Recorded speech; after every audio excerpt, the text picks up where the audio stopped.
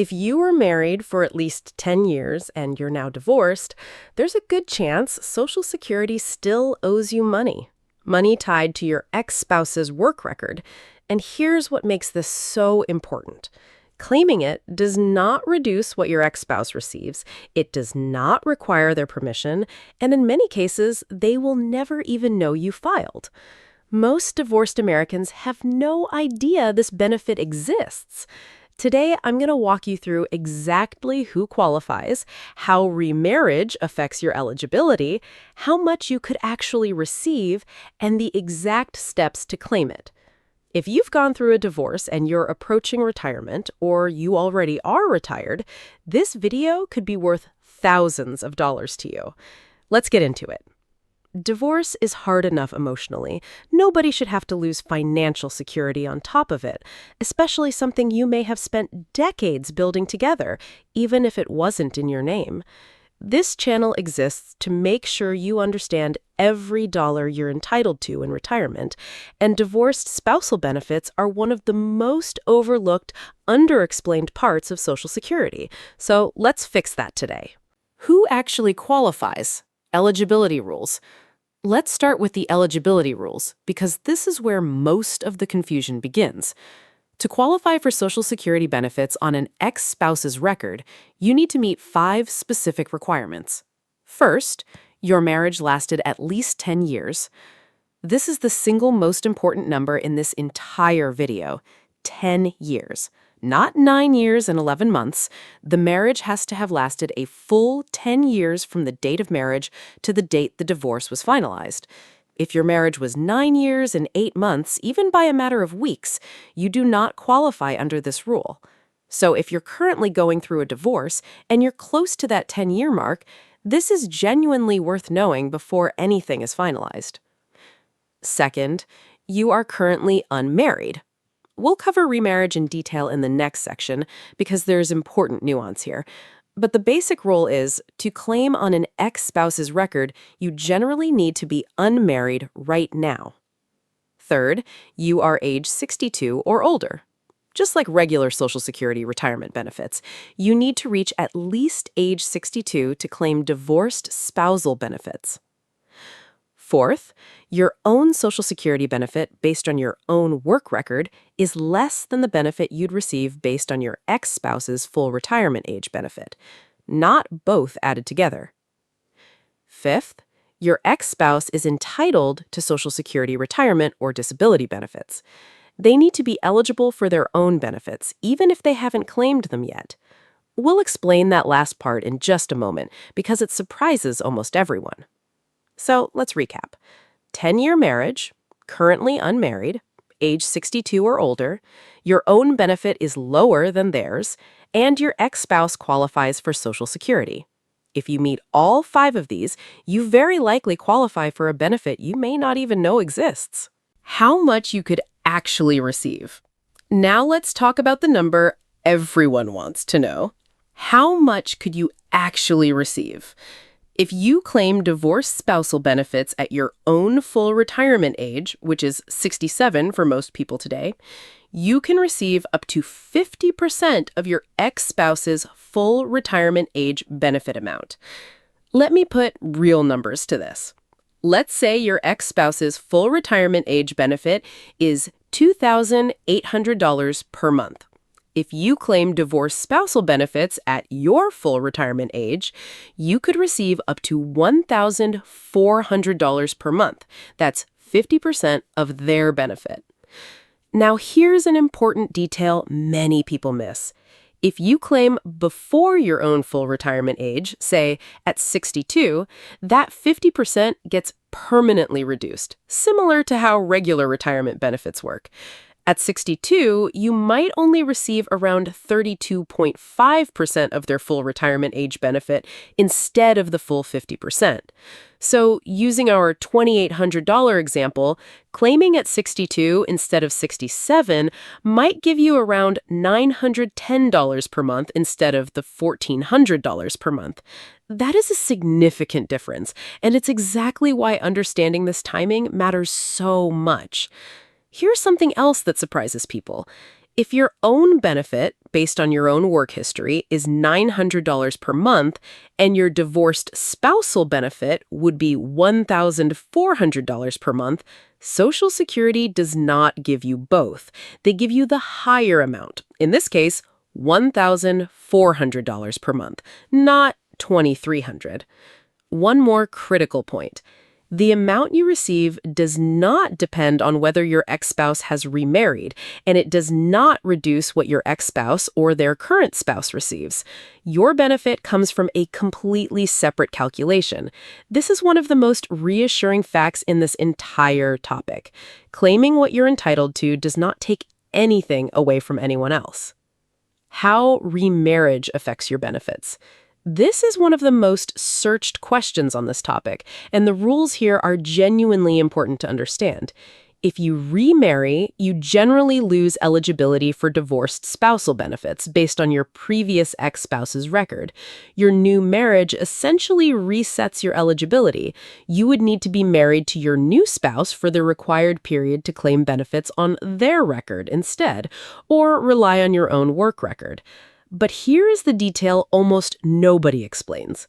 If you are age 60 or older, or age 50 or older if you are disabled, and you remarry, you can still claim divorced survivor benefits based on your ex-spouse's deceased record.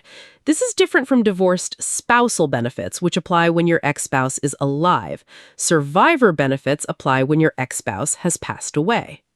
So let's walk through the two different scenarios clearly.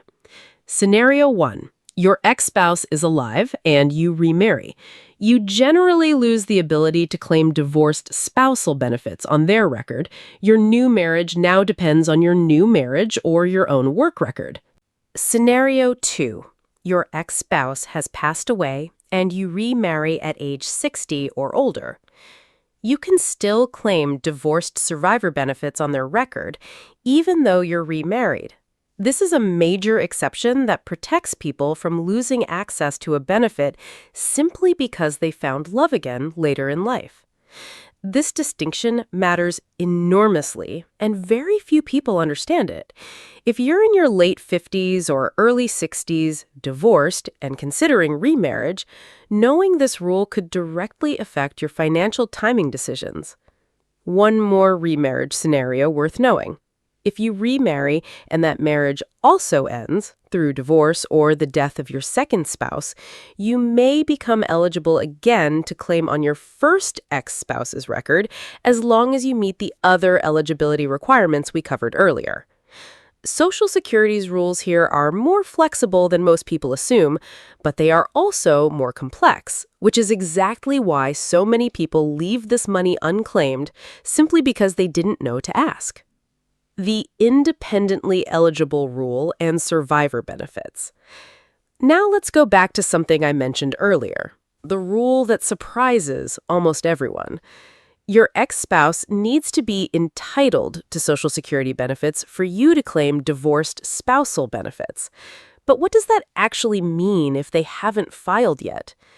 Here is the key rule.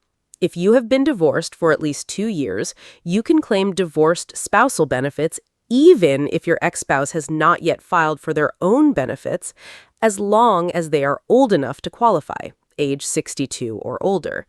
This is called being independently entitled, and it is one of the most powerful and least known provisions in this entire system.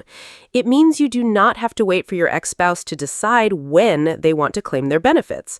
If 2 years have passed since your divorce was finalized and your ex-spouse is at least 62, you can move forward with your own claim entirely independently. Now let's talk about divorced survivor benefits. What happens if your ex-spouse passes away? If your marriage lasted at least 10 years and your ex-spouse has passed away, you may be eligible for divorced survivor benefits, which can be significantly higher than divorced spousal benefits. While spousal benefits max out at 50% of your ex-spouse's benefit, survivor benefits can be up to 100% of what your ex-spouse was receiving or would have received at the time of their death. You can begin claiming survivor benefits as early as age 60 or age 50 if you're disabled, which is earlier than the age 62 minimum for divorced spousal benefits. And, as we covered, even remarriage after age 60 does not disqualify you from these survivor benefits.